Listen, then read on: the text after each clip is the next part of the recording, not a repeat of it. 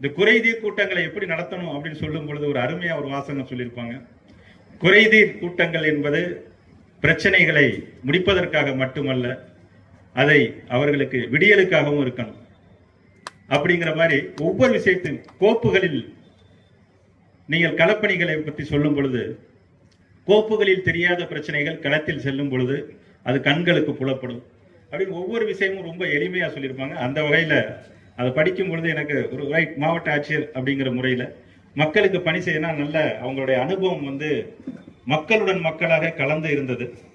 அந்த அனுபவத்தை ஒரு சுருக்கமாக ஒரு 8 பாயிண்ட்ல சொல்லும் பொழுது அது மாவட்ட ஆட்சியர்களை எடுத்துக்கொண்டு பணிபுரியும் பொழுது மிகவும் எளிமையாகவும் சுருக்கமாகவும் இனிமையாகவும் தேவையான விஷயங்களை தேவையான நேரத்தில் தேவையானவர்களுக்கு செய்யக்கூடிய ஒரு நல்ல நிகழ்வை நமக்கெல்லாம் மகிழ்ச்சியாக தரக்கூடிய தருணத்தை அந்த கடிதம் எனக்கு கொடுத்ததை இந்த இடத்தில் நான் நினைவு கூற விரும்புகின்றேன்.